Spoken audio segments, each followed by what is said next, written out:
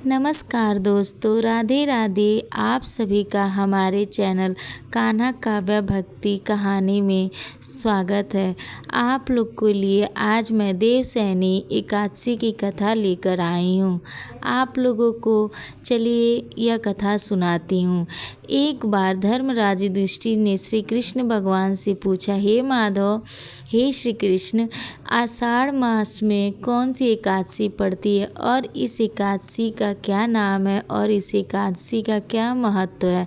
तब कृष्ण भगवान बोले, इस एकादशी को करने से मनुष्य के सारे पाप नष्ट हो जाते हैं और मोक्ष को प्राप्त होते हैं। चलिए आपको मैं इस एकादशी की कथा को सुनाता हूँ और इसका महत्व बताता हूँ।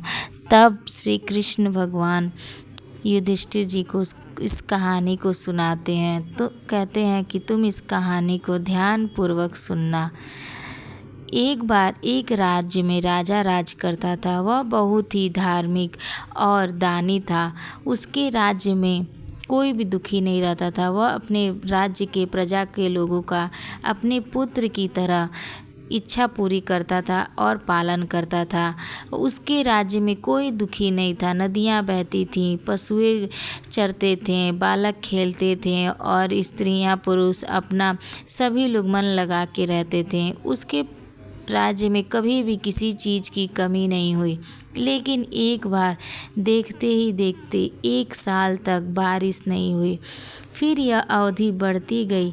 फिर 1 साल से धीरे धीरे 2 साल हो गए। फिर धीरे धीरे 3 साल हो गई। सभी लोग परेशान होने लगे। नदियाँ सूखने लगीं। फसलें जो लहराते थे आज वो भी सूख गए थे। धरती फटने लगी थी।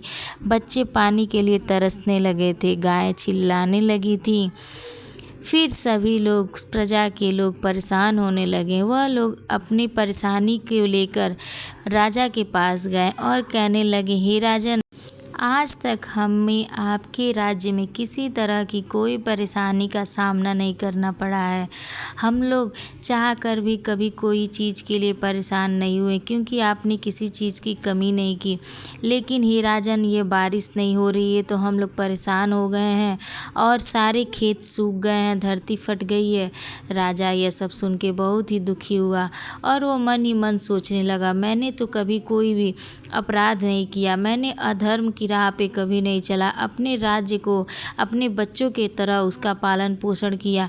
फिर आज हमारा यह दिन क्यों देखना पड़ रहा है। इस प्रश्न का उत्तर जानने के लिए वह घोड़े पे सवार होकर वन में भटकने लगे। आश्रम आश्रम ऋषियों से मिलने लगे। ऐसा करते करते वह एक बार ऋषि अंगिरा के पास जा पहुँचे और वहाँ जाकर वह अपनी व्यथा को सुनाने लगे। तभी अंगिरा ऋषि ने कहा कि हे राजन, एक शूद्र बहुत ही ज़्यादा कठोर तपस्या कर रहा है जिसकी वजह से बारिश नहीं हो रही है। तो वह राजन से कहने लगे कि राजन, तुम उसको, अगर उस शूद्र की हत्या हो गई, वह मर जाता है, उसे अगर आप मार देते हैं तो बारिश ज़रूर ही होना शुरू हो जाएगी। राजन इस बात को सुनकर सोचने लगे कि नहीं, मैं बारिश के लिए किसी की हत्या नहीं कर सकता। मैं कभी भी अधर्म की राह नहीं चुना है, फिर मैं आज ये अधर्म कैसे कर सकता हूँ।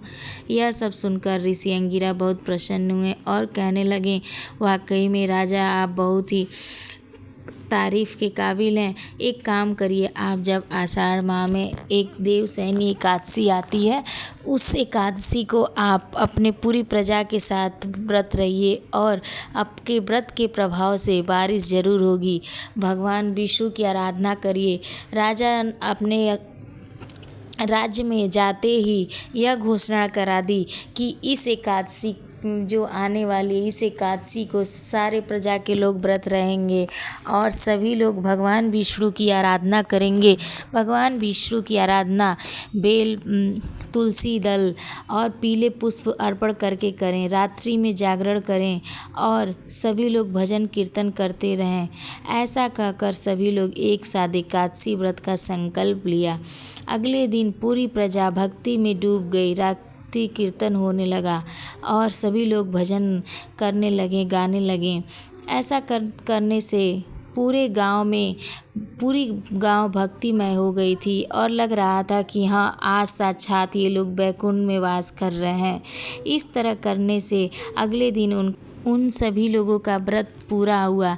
व्रत पूरा होते ही मूसलाधार बारिश शुरू हो गई, बादल काले हो गए, गरजने लगे और सारा प्रजा खुशी से झूमने लगा। यह सब देखकर, भगवान की महिमा को देखकर, चमत्कार को देख के सभी लोग खुश हो गए और तब से सभी लोगों ने संकल्प लिया कि अब जो भी एकादशी आएगी हम उसे व्रत रहेंगे। इस आषाढ़ी एकादशी ने हमारे जीवन को बदल दिया और हमारे जीवन में खुशहाली लाई है।